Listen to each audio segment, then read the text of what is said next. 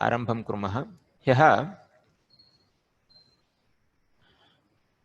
सिद्धान्तकौमुद्याः स्थानं किं, तस्य महत्त्वं किं व्याकरणपरम्परायाम् इति विषये उक्तम्। अद्य मङ्गलश्लोकतः आरम्भं कुर्मः।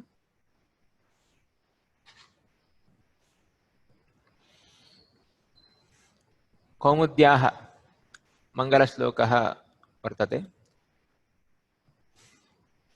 अहं पठामि मन्दं मन्दं, भवन्तः मनसि एव पठन्तु। मुनित्रयं नमस्कृत्य तदुक्तिः परिभाव्य च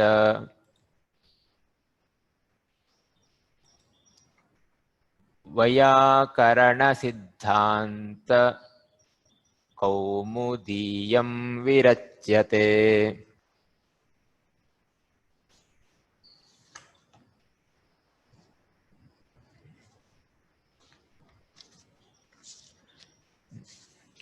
अयं मङ्गलश्लोकः। कः अर्थः? केचन विषयाः एतत्सम्बद्धाः ह्यः निरूपिताः। प्रथमपदमस्ति मुनित्रयम्। ह्यः मया गतपाठे त्रिमुनिव्याकरणम् इति पदं प्रयुक्तम्। इदं व्याकरणं त्रिमुनिव्याकरणम्। अस्मिन् व्याकरणशास्त्रे त्रयः, व्याकरणशास्त्रस्य प्रवर्तकाः त्रयः: पाणिनिः, कात्यायनः, पतञ्जलिः। पाणिनिना सूत्राणि लिखितानि, ततः कात्यायनेन वार्तिकानि लिखितानि, पतञ्जलिना भाष्यं, महाभाष्यं लिखितम्। एवञ्च एते अस्य व्याकरणशास्त्रस्य प्रवर्तकाः। ते त्रयः एव अत्र मुनित्रयम् इति पदेन कथिताः। एवञ्च मुनित्रयं नमस्कृत्य, पाणिनिं, कात्यायनं, पतञ्जलिं च नमस्कृत्य तदुक्तीः परिभाव्य च। तदुक्तीः, उक्तिः इत्यस्य वचनम् इत्यर्थः। केषां वचनं? तेषां वचनं। ते के? त्रयः मुनयः: पाणिनिः, कात्यायनः, पतञ्जलिः।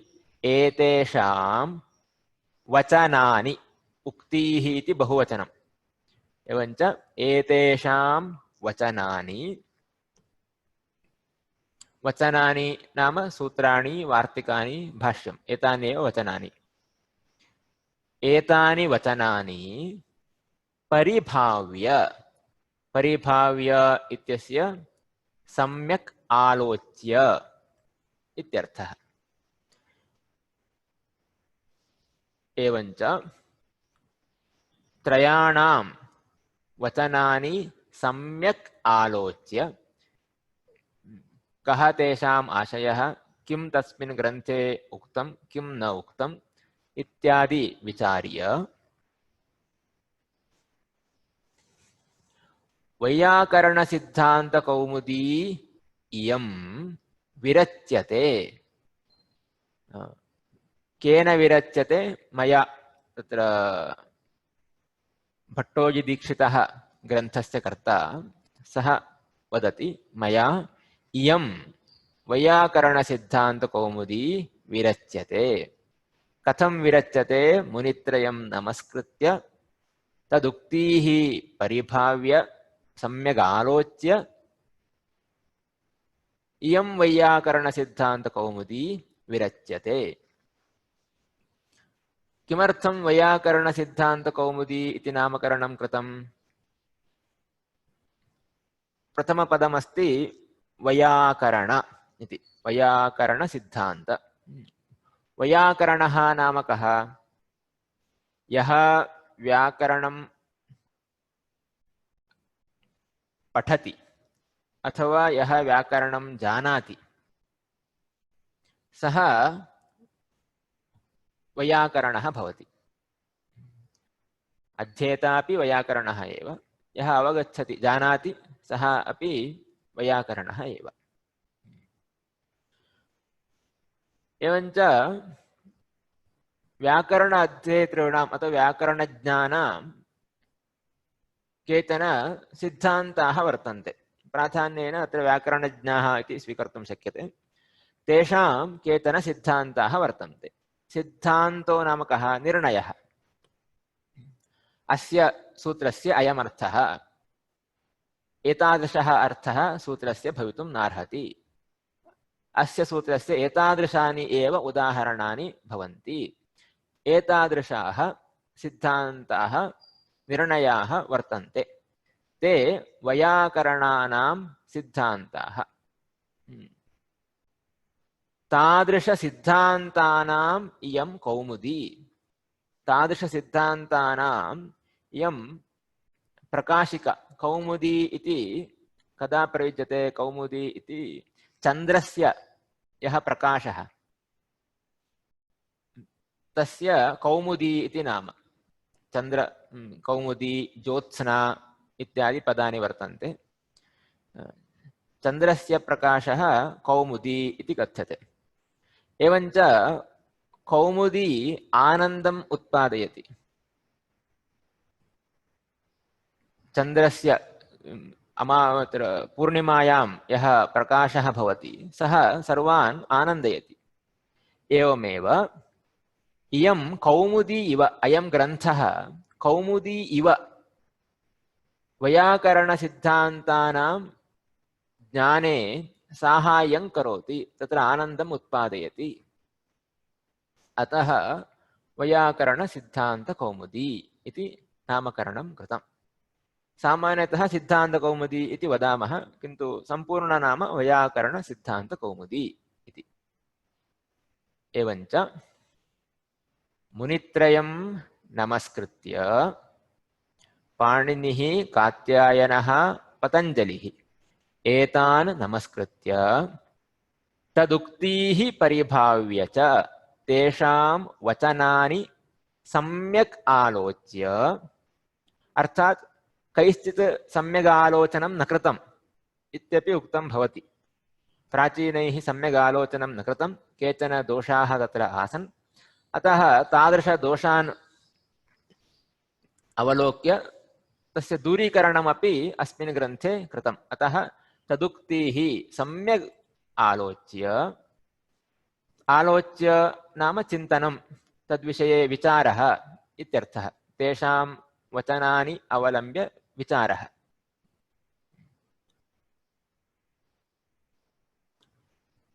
तदुक्तीः इति अत्र दीर्घः अस्ति। किमर्थं? द्वितीया विभक्ति बहुवचनम्। उक्ति शब्दस्य मतिः इति शब्दः स्त्रीलिङ्गे वर्तते। मतिः, मती, मतयः। द्वितीया विभक्ति बहुवचनं किं भवति? मतीः इति भवति। एवमेव उक्तिः इति इकारान्त स्त्रीलिङ्ग शब्दः द्वितीया विभक्ति बहुवचने उक्तीः इति रूपम्। अतः तदुक्तीः वचनानि इति अतः एव मया प्रयुक्तं। वचनानि परिभाव्य, आलोच्य, विचार्य इत्यर्थः। किं क्रियते विचार्य? इयं वैयाकरणसिद्धान्तकौमुदी विरच्यते। वैयाकरणानां ये सिद्धान्ताः, निर्णयाः, तेषां कौमुदी इव अयं ग्रन्थः, प्रकाशिका इति सामान्यतः वक्तुं शक्यते। इति मङ्गलश्लोकः। ततः प्रथमप्रकरणमस्ति। ह्यः मया उक्तं बहूनि प्रकरणानि वर्तन्ते अस्मिन् ग्रन्थे इति।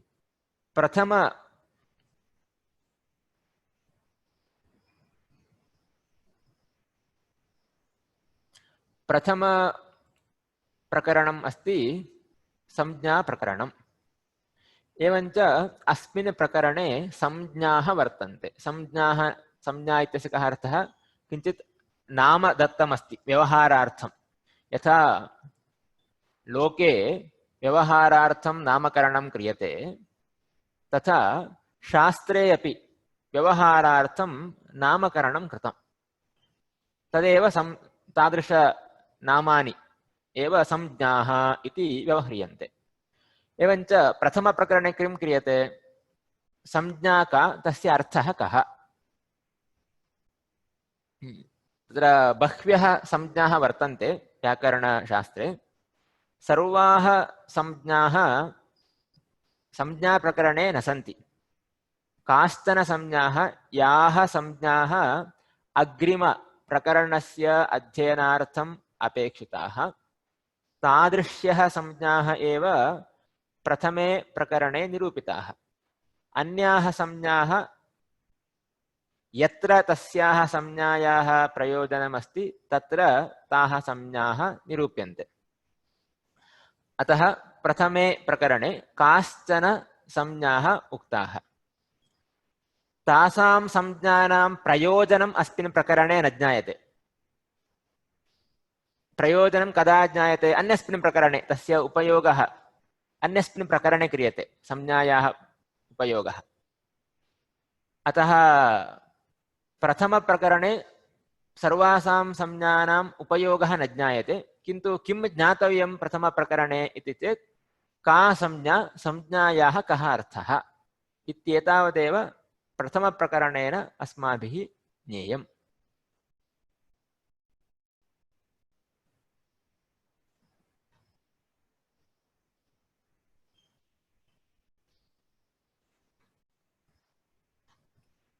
तत्र संज्ञाप्रकरणं प्रतिपङ्क्ति पठामः, ततः प्राक् तत्र अवगमनार्थं केचन विषयाः अपेक्षिताः। तान् विषयान् आदौ वदिष्यामि। एतानि कानिचन पदानि सन्ति। उपदेशः इति पदं वर्तते, इत् इति पदमस्ति, माहेश्वरसूत्राणि इति वर्तन्ते, प्रत्याहारः इति पदमस्ति। एतेषां पदानां कः अर्थः इति आदौ ज्ञातव्यम्। उपदेशः इति पदमस्ति। लोके तस्य कश्चन अर्थः प्रसिद्धः, सः उपदेशं करोति, नाम किमपि वदति अथवा मन्त्रोपदेशं करोति, एतादृशप्रयोगाः सन्ति।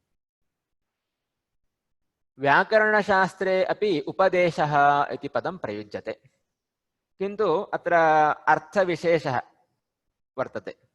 उपदेशः नाम यत् पाणिनिः, कात्यायनः, पतञ्जलिः एतैः उक्तं सः उपदेशः भवति। सर्वेपि विषयाः अत्र उपदेशाः न भवन्ति। तैः किम् उक्तम् इति चेत् तैः प्रत्ययाः उक्ताः, धातवः उक्ताः, एवम् अन्येपि विषयाः सन्ति। के उपदेशाः इति अग्रे स्पष्टतया ज्ञायन्ते, किन्तु सामान्यतः वक्तव्यं चेत् उपदेशे एते अन्तर्भवन्ति। एतान् माहेश्वरसूत्राणि कानि तद्विषये वदामि। धातुविषये जानीमः, प्रत्ययानां विषये जानीमः। एवञ्च उपदेशः इति कश्चन गणः, समूहः। तस्मिन् गणे बहवः अंशाः सन्ति। धातुः अस्ति, प्रत्ययाः सर्वेपि सन्ति, माहेश्वरसूत्राणि सन्ति, इत्यादि इति लिखितम्। अन्येपि विचाराः वर्तन्ते इत्यर्थः। एवञ्च बहवः अंशाः उपदेशः इत्यत्र अन्तर्भवन्ति। एवञ्च व्याकरणशास्त्रे कुत्रापि उपदेशः इति पदं प्रयुक्तं चेत् एते एव स्वीकर्तव्याः। उपदेशः इति कश्चन गणः, तत्र धातुः, प्रत्ययः इत्यादयः अन्तर्भवन्ति। एतेषामेव स्वीकारः। लोकप्रसिद्ध उपदेशः इति अर्थः अत्र नास्ति। यद्यपि साम्यं वर्तते अर्थस्य, तथापि एतेषामेव अत्र ग्रहणं भवति। इदानीम् अत्र माहेश्वरसूत्राणि इति पदमस्ति। एतानि माहेश्वरसूत्राणि। किमर्थं माहेश्वरसूत्राणि इति पदं प्रयुज्यते इति चेत् महेश्वरात् पाणिनिना प्राप्तानि सूत्राणि, अर्थात एतानि सूत्राणि पाणिनिना न लिखितानि किन्तु महेश्वरात् प्राप्तानि इति परंपरायां प्रसिद्धिः। अतः एतानि सूत्राणि माहेश्वरसूत्राणि इति कथ्यन्ते। महेश्वरात् आगतानि सूत्राणि माहेश्वरसूत्राणि। 14 सूत्राणि वर्तन्ते। अत्र किम् अस्ति? सर्वे वर्णाः सन्ति। वर्णाः लोकेपि प्रसिद्धाः। अ इ उ ऋ ल एवं क ख ग घ ङ च छ ज छ ञ इत्येवं पठामः एव लोके। किन्तु अत्र अन्येन क्रमेण ते वर्णाः उक्ताः सन्ति इति विशेषः।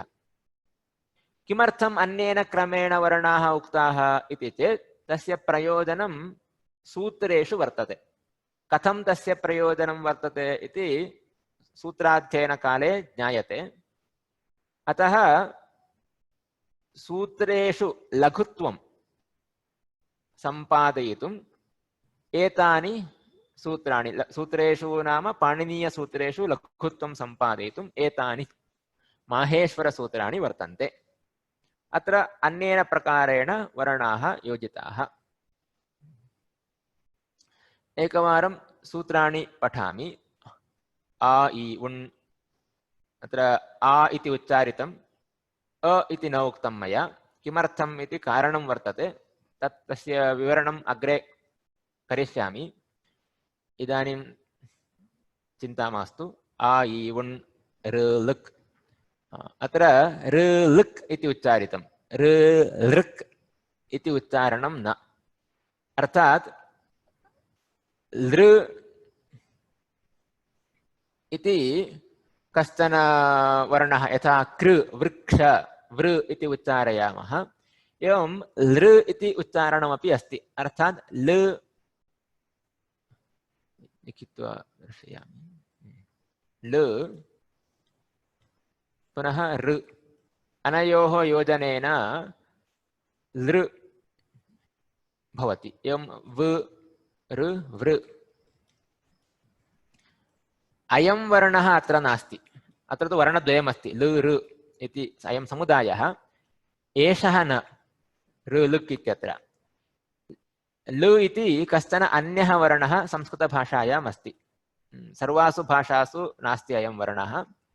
अयं कश्चन अन्यः वर्णः लृ इति। तस्य उपयोगः क्वचित् दृश्यते। उदाहरणार्थं क्लुप्त, क्लुप्त इति पदमस्ति संस्कृते। तत्र लकारः क्लृप्त इति न, क्लृप्त। एवम् अस्य वर्णस्य उपयोगः तत्र वर्तते।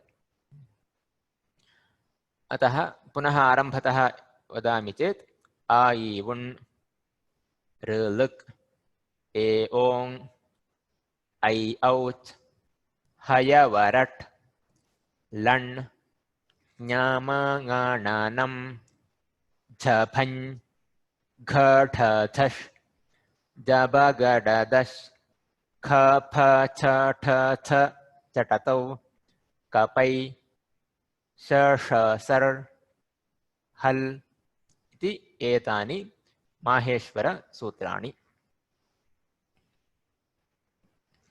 मया लघुत्वम् इति पदं प्रयुक्तं।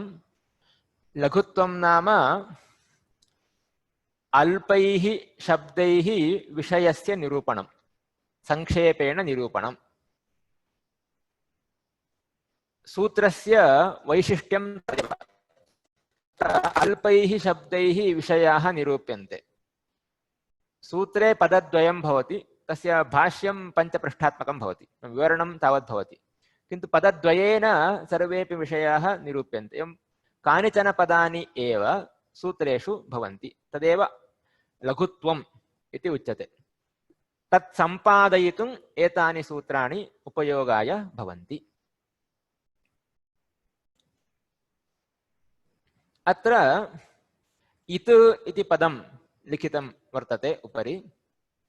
इत् इति काचित् संज्ञा, अर्थात् किञ्चित् नाम पाणिनिना दत्तमस्ति। अतः इत् इति पदस्य कः अर्थः इति चिन्तां न कुर्वन्तु। कस्य इत् संज्ञा दत्ता अस्ति इति प्रधानः विषयः। इत् संज्ञा कस्य वर्तते इति अस्माभिः चिन्तनीयम्। माहेश्वरसूत्राणि वर्तन्ते। एतेषु सूत्रेषु यः अन्तिमः वर्णः तस्य इत् संज्ञा अस्ति।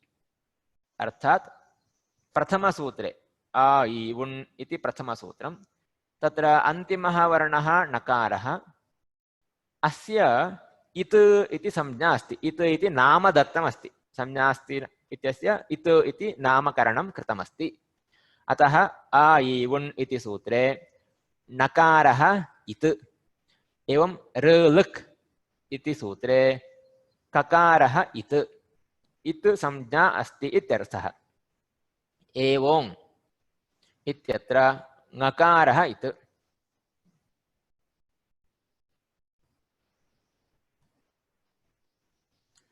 एवं ऐ औच् हयवरट् टकारः, लण् नकारः, ञमगणनं मकारः, एवं ञकारः, षकार, स, व, य, र, ल, एतेषां वर्णानाम् इत्संज्ञा वर्तते। किं प्रयोजनम् इत्संज्ञायाः? किमर्थम् एषा संज्ञा दत्ता? संज्ञा कदा दीयते? व्यवहारार्थं दीयते। अर्थात् नामकरणेन तो संज्ञाप्रदानेन किमपि प्रयोजनं भवति। एवञ्च इत्संज्ञाप्रदानेन किं प्रयोजनम् इति यदि प्रश्नः, तस्य प्रयोजनम् एव प्रत्याहारः इति उच्यते। मया अन्यत् पदं प्रयुक्तमासीत्, प्रत्याहारः इति। अस्य प्रयोजनं प्रत्याहारः। प्रत्याहारो नाम कः इति वदिष्यामि। अत्र एकं वाक्यं लिखितमस्ति, उपदेशे अन्तिमं व्यञ्जनम् इत्। न, क, ङ, च एतानि व्यञ्जनानि अन्तिमव्यञ्जनानि, एतेषाम् इत् इति संज्ञा वर्तते। इदानीं प्रत्याहारः इति पदं। किं प्रयोजनं? प्रत्याहारः प्रयोजनम् इत्युक्तं। तर्हि प्रत्याहारो नाम कः इति प्रश्नः भवति। अत्र अण् इति लिखितमस्ति। वर्णद्वयं वर्तते, अकारः नकारः। माहेश्वरसूत्रेषु इदं वर्णद्वयं कुत्र अस्ति इति यदि अवलोकयामः, तर्हि प्रथमे सूत्रे इदं वर्णद्वयमपि अस्ति। अत्र अकारः प्रथमः वर्णः प्रथमसूत्रस्य, नकारः अन्तिमः वर्णः तस्मिन्नेव सूत्रे। एवञ्च अत्र अकारं नकारं च योजयित्वा अण् इति उक्तमस्ति। अस्य कः अर्थः? अण् इति पदस्य कः अर्थः इति चेत्, अण् इति पदस्य अकार नकारयोः मध्ये, अकारः नकारः अनयोः मध्ये कः वर्णः अस्ति? इ उ वर्णद्वयं वर्तते। एवञ्च अण् इति शब्दस्य कः अर्थः इति चेत्, अकार नकारयोः मध्ये विद्यमानवर्णौ पुनः प्रथमः वर्णः, अत्र अकारः। अतः अण् इत्यस्य अ इ उ इत्यर्थः। अकार नकारयोः मध्ये विद्यमानः वर्णः पुनः प्रथमः वर्णः अकारः एव।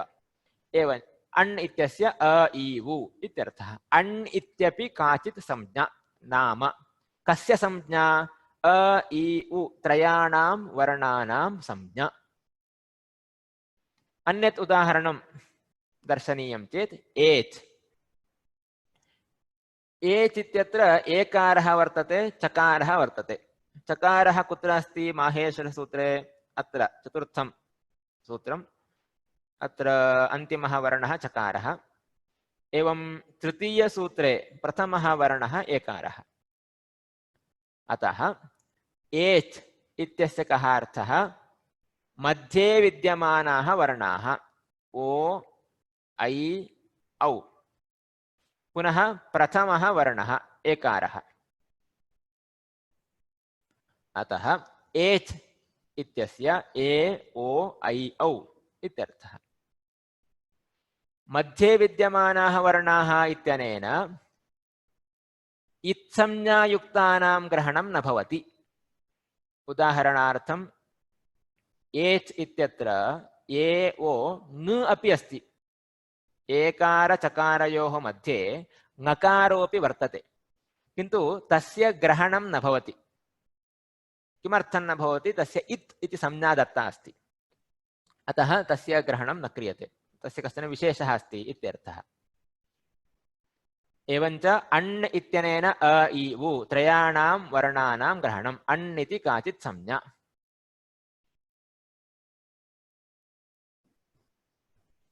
एच् इत्यस्य ए ओ ऐ औ इत्यर्थः चतुर्णां वर्णानां संज्ञा। एतेषामेव अण् एच् इत्यादीनां प्रत्याहारः इति नाम वर्तते। प्रत्याहारः इत्यपि काचित् संज्ञा एव नाम। केषां संज्ञा इति चेत् अण् एच् इत्यादीनां संज्ञा। अण् एच् इत्यादयः अपि संज्ञाः एव। ते केषां संज्ञाः? अन्येषां वर्णानां संज्ञाः। अण् इति अ इ उ त्रयाणां वर्णानां संज्ञा। एच् इति केषाम्? ए ओ ऐ औ चतुर्णां वर्णानां संज्ञा। एवम् एताः अण् एच् इत्यादयः अपि संज्ञाः एव। तादृश संज्ञानां समुदायः प्रत्याहारः इति कथ्यते। एतादृश प्रत्याहारस्य निर्माणार्थम् अण् एच् इत्यादि प्रत्याहार निर्माणार्थं कश्चन इत्संज्ञकः वर्णः अपेक्षितः भवति। अर्थात् यदि प्रत्याहारः क्रियते अन्तिमः वर्णः इत्संज्ञकः एव भवति। एवमेव एच् इति प्रत्याहारः चकारः अन्तिमः वर्णः, तस्य इत्संज्ञा अस्ति। इत्संज्ञकवर्णम् आश्रित्य एव प्रत्याहारः कर्तुं शक्यते, अन्यथा प्रत्याहारः कर्तुं न शक्यते। अतः पूर्वं मया उक्तम् इत्संज्ञा, अन्तिमवर्णस्य इत्संज्ञा अस्ति इत्युक्तं। किं प्रयोजनम् इति पृच्छामश्चेत् प्रत्याहारनिर्माणं प्रयोजनम्। प्रत्याहारः निर्मातव्यः चेत् इत्संज्ञकः वर्णः अपेक्षितः एव। अतः इत्संज्ञकवर्णान् उपयुज्य प्रत्याहाराः क्रियन्ते। प्रत्याहाराणाम् उपयोगः पाणिनेः सूत्रेषु भवति।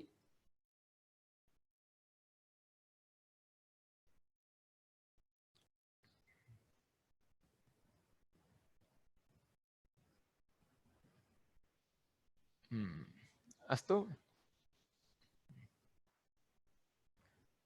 इदानीं शर् इति प्रत्याहारः चेत् के वर्णाः भवन्ति? उट्टङ्क्य वक्तुं शक्नुवन्ति। शर् इति कश्चन प्रत्याहारः चेत् के वर्णाः तत्र अन्तर्भवन्ति?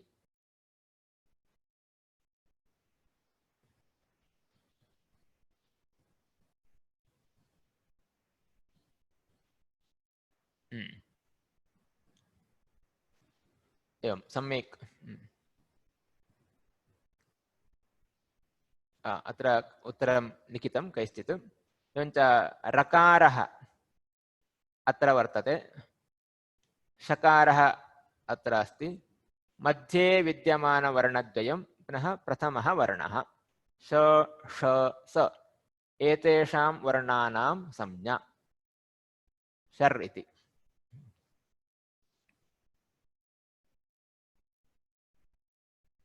अस्तु, एवं हल् इति वदामि चेत् कुतः आरम्भणीयम्?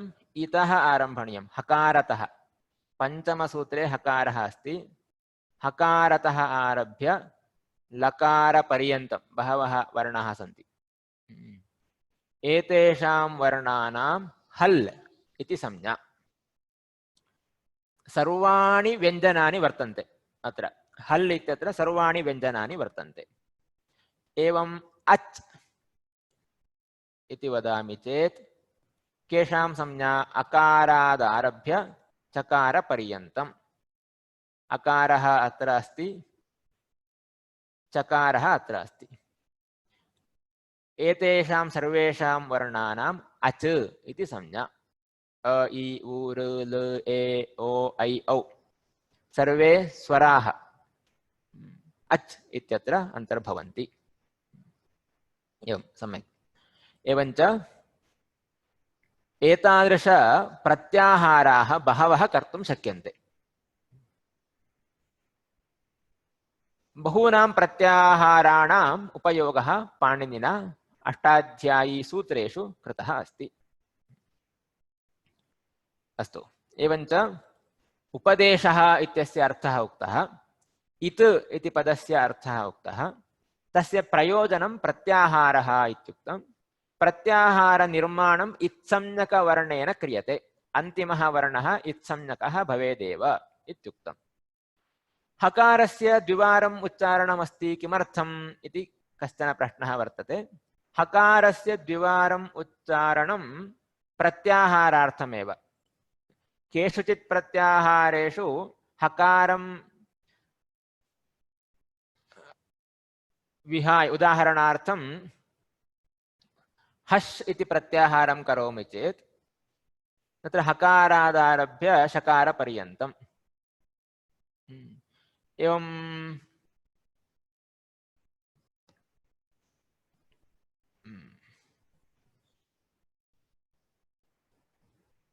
अन्यः प्रत्याहारः हकारं योजयित्वा हल् हल् मास्तु।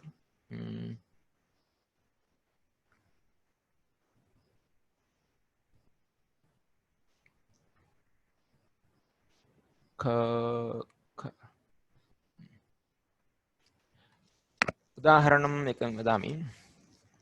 अत्र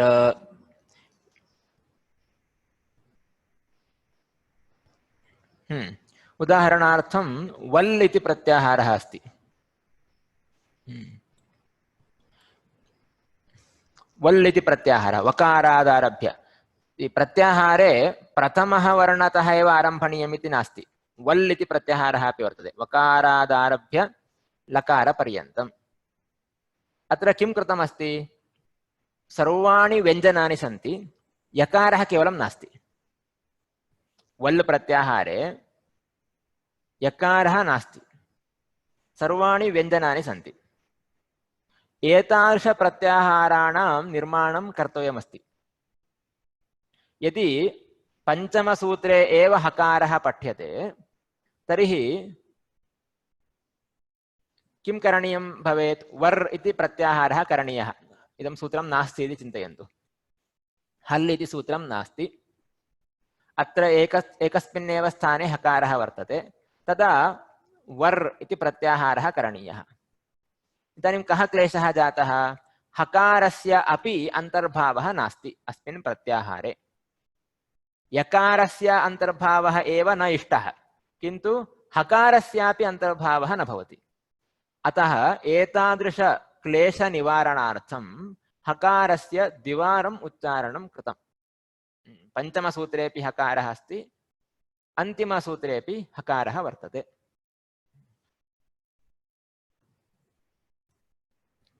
अस्तु।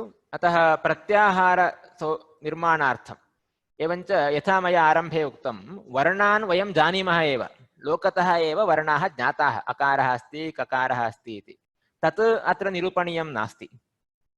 वर्णाः प्रकारान्तरेण अत्र उक्ताः, तस्य प्रयोजनं प्रत्याहारनिर्माणम्। एवं नकारः अपि द्विवारं वर्तते, तस्य किं प्रयोजनम् इति अग्रे वदिष्यामि। कौमुद्यामेव तद्विषये विवरणमस्ति। यदा तद्विवरणं प्राप्यते तदा एव वदामि। नकारः अपि ऐ उण् इत्यत्रापि वर्तते, लण् इत्यत्रापि वर्तते। मया अण् इत्यनेन त्रयः एव वर्णाः स्वीकरणीयाः इति उक्तं। तत्र किं कारणम् इत्यादि अग्रे वदिष्यामि।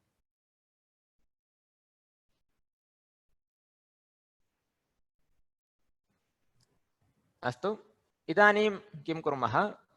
सिद्धान्तकौमुदीं पङ्क्तिशः आरम्भतः पठामः। कौमुदी ग्रन्थं प्रदर्शयामि।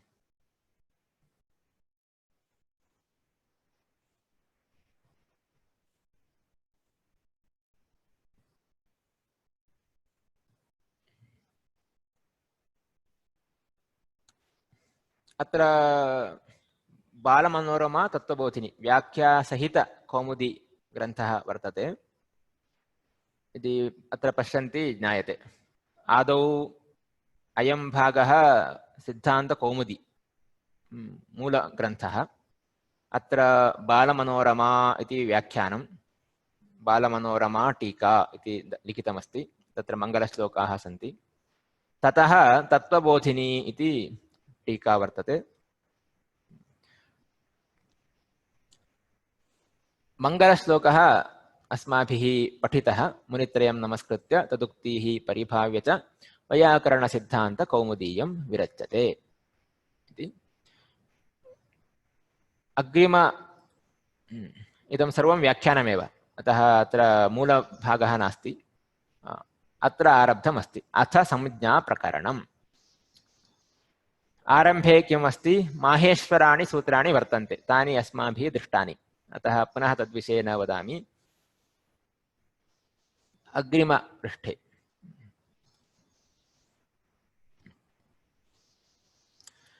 माहेश्वराणि सूत्राणि उक्तानि। इति माहेश्वराणि अत्र पठन्नस्मि अहम्, इतः आरभ्य पठन्नस्मि। इति माहेश्वराणि सूत्राणि अणादिसंज्ञार्थानि। अत्र सन्धिः वर्तते, सूत्राण्यणादिसंज्ञार्थानि इति लिखितमस्ति। सन्धिं विभज्य पठामः चेत् इति माहेश्वराणि सूत्राणि अणादिसंज्ञार्थानि। इति माहेश्वराणि सूत्राणि, अर्थः ज्ञायते। एतानि माहेश्वराणि सूत्राणि, महेश्वरात् आगतानि सूत्राणि इत्यर्थः। अणादिसंज्ञार्थानि, एतेषां किं प्रयोजनं? वर्णज्ञानार्थं तु एतानि सूत्राणि न अपेक्षितानि। तर्हि किमर्थम् एतानि सूत्राणि वर्तन्ते इति चेत् अणादिसंज्ञार्थानि। अत्र अर्थः इति पदमस्ति। अर्थपदस्य अनेके अर्थाः सन्ति। अत्र अर्थपदस्य प्रयोजनम् इत्यर्थः। अतः अणादि संज्ञाः प्रयोजनं यस्य,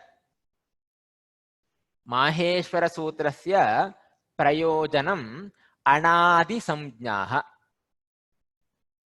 अण् इति विषये मया पूर्वमुक्तं। प्रत्याहारः इति कथ्यते। अण्, हल्, अच् एतादृश्यः संज्ञाः सन्ति इत्युक्तं।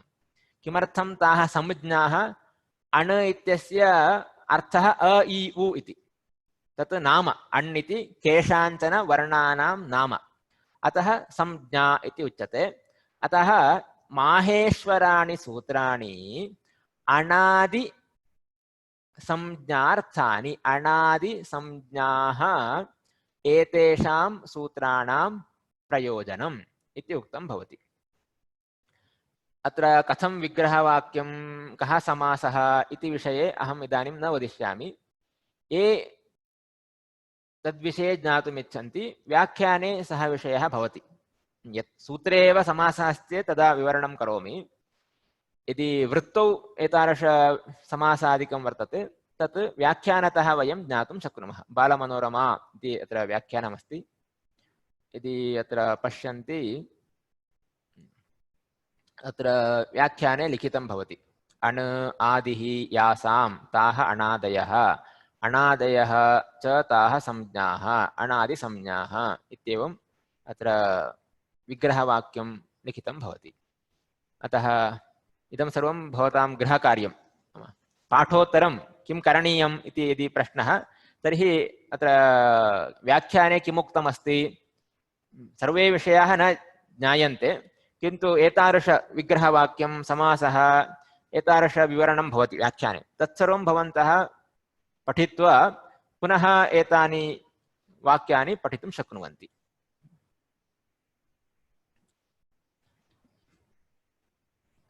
पेज् नम्बर् अत्र चतुर्थपृष्ठे अस्ति, किन्तु समानं पुस्तकम् अस्ति चेत् समाने स्थाने भवति, अन्यथा अन्यत्र स्यात्। अस्तु, एवञ्च इति माहेश्वराणि सूत्राणि अणादिसंज्ञार्थानि येषाम् अन्त्याः इतः। अग्रिमा पङ्क्तिः। येषां केषां माहेश्वरसूत्राणां। येषाम् इति सर्वनाम, सर्वनाम सः एषः एतादृशपदानि सर्वनामपदानि इति उच्यन्ते। सर्वनामपदानि सन्ति चेत् पूर्वं कश्चन विषयः भवति, तेन सम्बन्धः भवति। अतः येषां नाम माहेश्वरसूत्राणाम् अन्त्याः इतः। मया निरूपितम्, अन्तिमवर्णस्य इत्संज्ञा अस्ति इति उक्तं, तदेव अत्र वर्तते। अन्त्याः इत्यस्य कः अर्थः? अन्ते भवाः, अन्ते विद्यमानाः इत्यर्थः। अन्त्य, अन्ते विद्यमानम् अन्त्यं भवति। अन्त अन्त्य कश्चन भेदः अस्ति। अतः येषां माहेश्वरसूत्राणाम् अन्त्याः, अन्ते विद्यमानाः वर्णाः इतः इत्संज्ञायुक्ताः इत्यर्थः। अग्रे लण् सूत्रे अकारश्च। अयं विषयः मया न उक्तः। किमुच्यते अत्र? लण् इति एकं सूत्रमस्ति।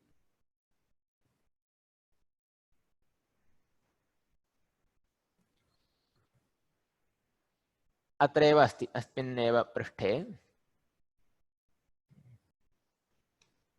लण् इति सूत्रं। लण् सूत्रे अकारः कुत्र अस्ति इति चेत् ल अ ण इत्येवं वर्तते। लण् नाम अकारः भवेदेव मध्ये, लृण् इति नास्ति। ल अ ण लण् इति सूत्रं, मध्ये अकारः वर्तते। लण् सूत्रे अकारश्च। अकारश्च किम्? अकारः इत् इत्यर्थः। लण् सूत्रे यः अकारः वर्तते तस्य अकारस्य इत्संज्ञा अस्ति। तर्हि अन्येषु सूत्रेषु अपि अकाराः वर्तन्ते।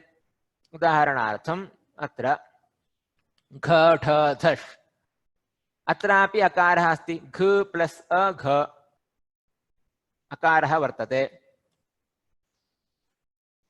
एवं ढ प्लस् अ ढ, ध प्लस् अ ध, सर्वत्रापि अकारः अस्ति खलु।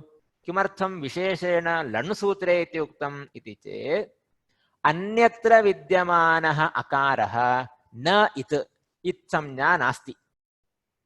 केवलं लण् सूत्रे यः अकारः तस्य एव इत्संज्ञा वर्तते।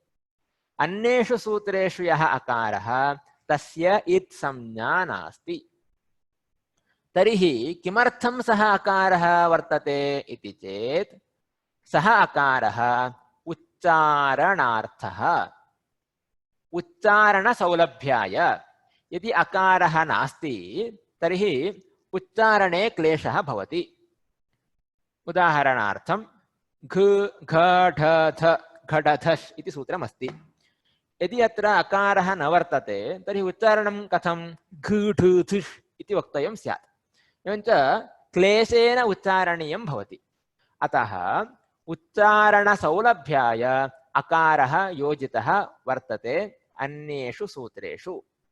लण् सूत्रे उच्चारणप्रयोजनम् अस्त्येव, नास्ति इति न उच्यते, किन्तु विशेषः कश्चन अस्ति। तत्र विद्यमान अकारस्य इत् संज्ञा अपि वर्तते।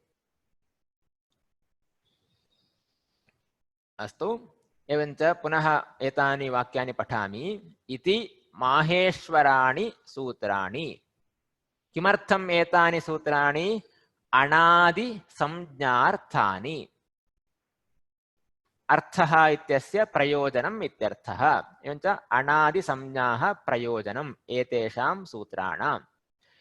येषाम् अन्त्याः इतः एतेषां सूत्राणाम् अन्तिमवर्णाः इत् संज्ञां प्राप्नुवन्ति। लण् सूत्रे अकारश्च लण् सूत्रे यः अकारः वर्तते तस्य अपि इत् संज्ञा अस्ति। हकारादिष्वकारः उच्चारणार्थः। हकारादिषु किमर्थं हकारादिषु इति उक्तं? हयवरट् इत्यतः आरब्धम्। लण् इति अग्रिमं सूत्रं, ततः पूर्वं हयवरट् इत्यस्ति, अतः हकारतः आरब्धम्। हकारादिषु हयवर अत्रापि अकारः अस्ति। हकारादिषु अकारः यः अकारः वर्तते सः अकारः उच्चारणार्थः। अर्थः अत्रापि प्रयोजनम् इत्येव अर्थः। अतः उच्चारणप्रयोजनम् एतेषाम् अकाराणाम् इति उक्तं भवति। अस्तु। एवञ्च अद्य बहवः विषयाः अस्माभिः दृष्टाः। एतस्मिन् विषये यदि प्रश्नः वर्तते उट्टङ्क्य प्रेषयन्तु, अन्यथा अत्र बहुविधशब्दाः आरभ्यन्ते, तेन क्लेशः भवति। एवञ्च अस्मिन् विषये यदि प्रश्नः अस्ति तर्हि उट्टङ्क्य प्रेषयन्तु।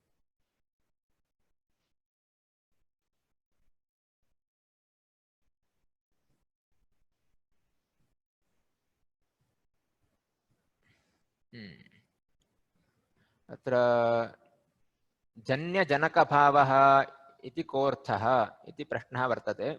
इदं पदं मया न प्रयुक्तं, कुत्रापि व्याख्याने दृष्टं स्यात्। कुत्र दृष्टम् इति प्रश्नः। अण् इत्युक्ते अ इ उ ऋ लण् किमर्थं नास्ति? एवम् अण् इत्यत्र त्रयः एव वर्णाः इति उक्तं। तथा किमर्थं स्वीक्रियते इत्यत्र भाष्यं प्रमाणं। महाभाष्ये अस्मिन् विषये चर्चा कृता अस्ति। अण् इत्यत्र के वर्णाः स्वीकर्तव्याः इति। तत्र प्रत्याहारद्वयमस्ति। अण् इति एकः प्रत्याहारः, इण् इति अन्यः प्रत्याहारः। अण् इत्यत्र त्रयः एव वर्णाः, अ इ उ त्रयः वर्णाः। इण् इत्यत्र लण् अग्रिमसूत्रपर्यन्तं, नाम इ उ ऋ लृ ए ओ ऐ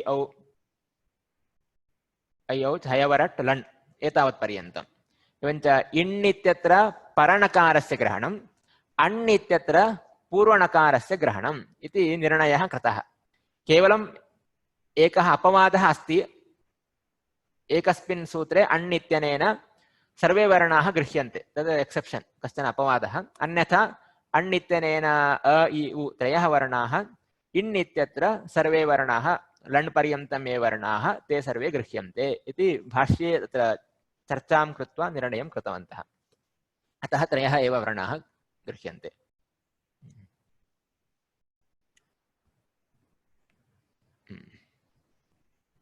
तत् पश्यामि। जन्यजनक ग्रन्थस्य च प्रयोजन अत्र जन्यजनकभावः इति पदस्य विषये केनचित् प्रश्नः कृतः। तत् पदम् अस्मिन्नेव पृष्ठे वर्तते। अत्र अस्ति पदम्। कथं पठनीयं यदा एतादृशवाक्यानि भवन्ति? पूर्वं किम् अस्ति? तस्य इति पदमस्ति। तस्य इति सर्वनाम।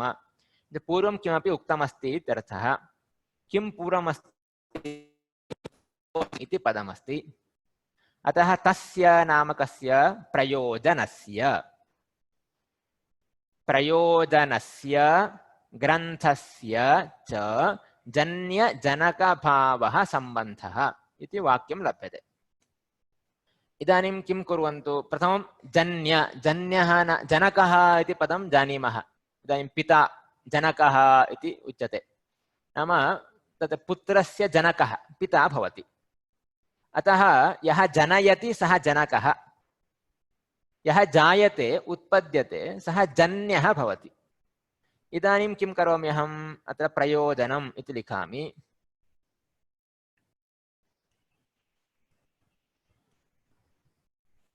प्रयोजनं पुनः ग्रन्थः अनयोः जन्यजनकसम्बन्धः अस्ति इति वाक्यम् अस्ति। तर्हि इदानीं किं करणीयम् अस्माभिः? जनकः कः, जन्यः कः इति चिन्तनीयम्। जनकः कः? ग्रन्थः। ग्रन्थः प्रयोजनं जनयति। ग्रन्थस्य इदं प्रयोजनम् इति वदामः चेत् तस्य ग्रन्थस्य पठनेन तत् प्रयोजनं भवेत्, अन्यथा ग्रन्थस्य प्रयोजनं न भवति तत्। अतः ग्रन्थः जनकः भवति, प्रयोजनं जन्यं भवति। अतः प्रयोजनग्रन्थयोः जन्यजनकभावसम्बन्धः इति वाक्यमस्ति। एवम् अस्माभिः अत्र विभज्य पठनीयम्। अस्तु, अन्ये प्रश्नाः?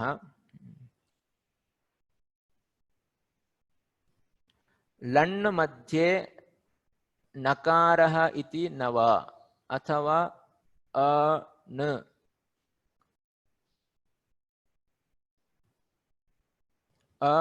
कारौ द्वौ अपि इति वा? लण् इत्यत्र द्वयोः अपि इत्सं लण् इत्यत्र वा? लण् इत्यत्र अकारस्य अपि इत्संज्ञा अस्ति, नकारस्य अपि इत्संज्ञा अस्ति, द्वयोः अपि इत्संज्ञा वर्तते। केवलम् अकारस्य इति न, द्वयोः अपि इत्संज्ञा अस्ति। प्रश्नः स एव न ज्ञातम्, इतोपि अस्य विवरणम् अपेक्षितं चेत् पुनः लिखन्तु। किमर्थं भवद्भिः आ इ उण् इत्यत्र आ इति उच्चारितं तद्विषये अहं वदिष्यामि। अस्मिन्नेव संज्ञाप्रकरणे एव वर्णानाम् उच्चारणं कथम् इति कश्चन विचारः अस्ति। तत्र माहेश्वरसूत्रे यः अकारः तस्य उच्चारणं कथं भवेत् इति विषयेपि चर्चा वर्तते।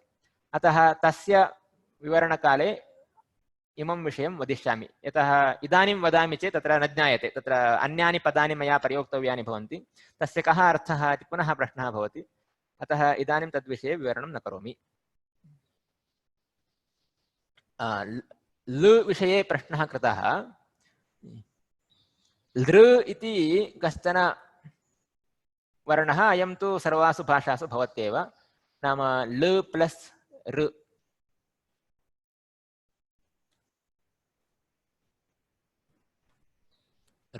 वृक्षः इति वदामः। वृक्षः इत्यत्र किम् अस्ति? वृ, व प्लस् ऋ।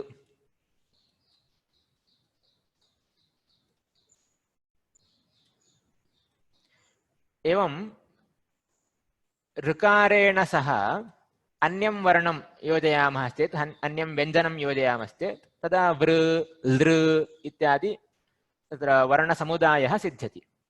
अत्र लृ इत्यत्र लकार नाम यवर ल, सः लकारः अयं।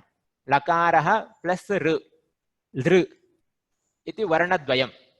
किन्तु माहेश्वरसूत्रे यदस्ति अ इ उण् ऋ लृक् इत्यत्र सः एतादृशः न, अर्थात् सः कश्चन स्वरः। लृ इति स्वरः अपि अस्ति, व्यञ्जनमपि अस्ति। लृ इति व्यञ्जनं, ऋ इति स्वरः अस्ति। किन्तु अ इ उण् ऋ लृक् इत्यत्र लृ इति यः वर्णः उच्चार्यते सः वर्णः स्वरः, व्यञ्जनं न इति कश्चन भेदः। लृ इति स्वरः, लृ इति स्वरः तथा व्यञ्जनं द्वयमस्ति। अन्यासु भाषासु नास्ति, क्वचित् स्यात्, सर्वासु भारतीयभाषासु अयं वर्णः नास्ति। अतः कदाचित् अस्माकं क्लेशः भवति। उच्चारणमपि अतः अस्माभिः न क्रियते। अतः लृ इति उच्चारणीयं। कस्मिन् पदे एतस्य प्रयोगः अस्ति? अतः क्लृप्तम् इति मया उक्तं। क्लृप्तञ्च मे, क्लृप्तिश्च मे इति वेदेपि अस्ति। क्लृप्त, क्लृप्ति। अत्र क्लृप्त, क्लृप्ति इति उच्चारणं न भवति। क्लृप्त, क्लृप्ति इति उच्चारणम्। अत्र लकारः अस्ति, स्वर लकारः अस्मिन् स्थाने वर्तते।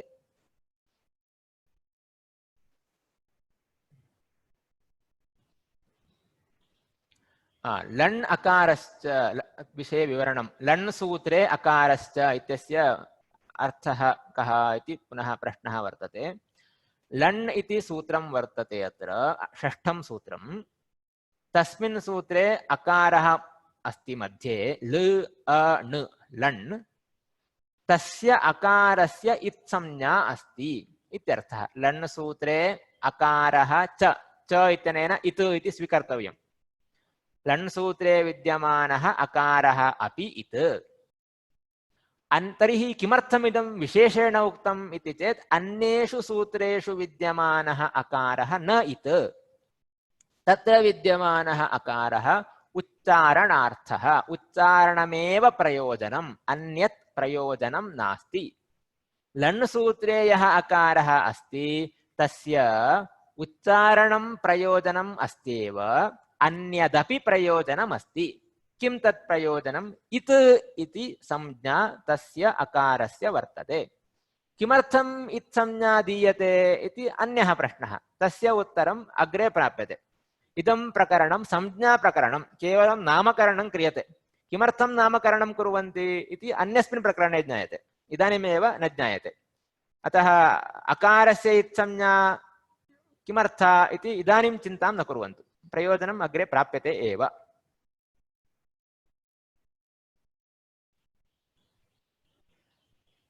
महाभाष्यम् अपि प्रेषयन्तु इति लिङ्क् प्रेषयन्तु इति लिखितं, तत्तु प्राप्यते। यदि आर्कैव् इत्यत्र यदि अन्विष्यन्ति archive.org, तत्र महाभाष्यं प्रदीप उद्योत सहित भाष्यमस्ति, तत् द्रष्टुं शक्नुवन्ति। तत्र विस्तृतं विवरणं भवति, अतः कदाचित् क्लेशः अपि स्यात्, किन्तु द्रष्टुं तु क्लेशो नास्ति, पश्यन्तु।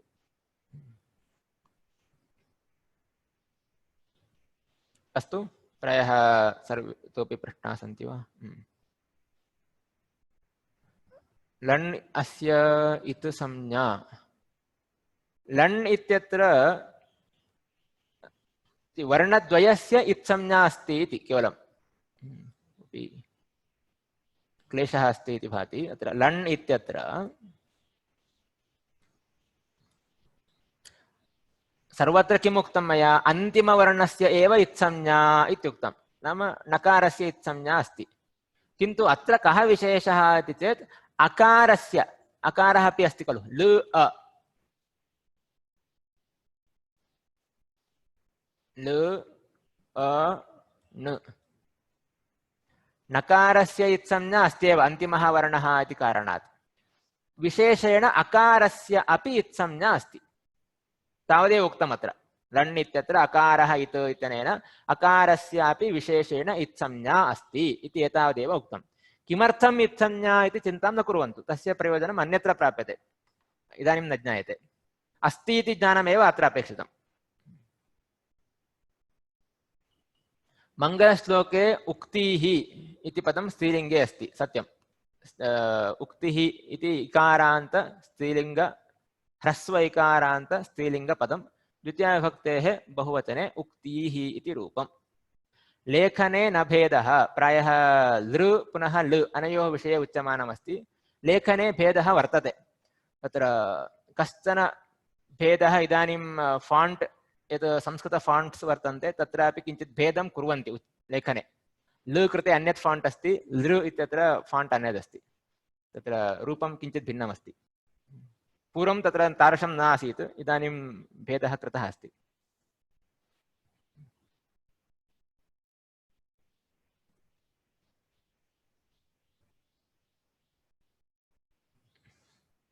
अन्यः ऐवुण्, अत्र अकारः दीर्घः किम् उच्चारणं तदेव, तद्विषये वदामि इति उक्तवान्। सूत्राणां कण्ठस्थीकरणविषये अपि मार्गदर्शनं करोतु। माहेश्वरसूत्राणि यदि कण्ठस्थीक्रियन्ते तर्हि सौलभ्यं भवति अग्रे अध्ययनकाले। यतः मया उक्तं प्रत्याहारः इति एवं कश्चन प्रधानः विषयः व्याकरणे, सर्वत्र तस्य उपयोगः भवत्येव। तदा माहेश्वरसूत्राणि पुनः पुनः अवलोकनीयानि भवन्ति। अतः सूत्राणि यदि कण्ठे सन्ति तर्हि सः क्लेशः न्यूनः भवति, सुलभतया वयं प्रत्याहाराणाम् अर्थं ज्ञातुं शक्नुमः। तर्हि खौ इति प्रत्याहारः भवति वा इति केनचित् प्रश्नः कृतः। प्रत्याहारः भवितुम् अर्हति, तस्य किं प्रयोजनम् इति पृच्छामश्चेत् उत्तरं नास्ति। यतः पाणिनिना खौ इति प्रत्याहारः कुत्रापि अष्टाध्याय्यां न प्रयुक्तः। अतः प्रत्याहाराः बहवः भवितुमर्हन्ति। सर्वे प्रत्याहाराः पाणिनिना न प्रयुक्ताः। पाणिनिना न प्रयुक्ताश्चेत् तेषां प्रयोजनमपि न भवति। अस्माभिः प्रयुज्य किमपि साधनीयं नास्ति। अस्तु, तर्हि किं कर्तुं शक्नुवन्ति, गृहकार्यं किम् इति चेत् व्याख्यानं किञ्चित् अवलोकयन्तु। तदा इतोपि स्पष्टता लभ्यते। तत्र समासः इत्यादि विषये स्पष्टता भवति। सर्वे विषयाः ज्ञायन्ते इति न, ये विषयाः सुलभाः सन्ति तान् पश्यन्तु। तेन अभ्यासः भवति, संस्कृताध्ययनस्यापि अभ्यासः भवति। शास्त्रग्रन्थानां कथम् अध्ययनं भवेत्, एतस्य अध्ययनेन अन्यान् ग्रन्थान् अपि वयं सुलभतया पठितुं शक्नुमः। अतः व्याख्यानस्य बालमनोरमा द्रष्टुं शक्यते, सरला अस्ति, बालानां मनः आनन्दयति। अस्तु, तर्हि अत्र समापयामः। अग्रिमशनिवासरे पाठः मङ्गलश्लोकेन समाप्तिं कुर्मः। मुनित्रयं नमस्कृत्य तदुक्तिः परिभाव्य च वैयाकरणसिद्धान्त कौमुदीयं विरच्यते।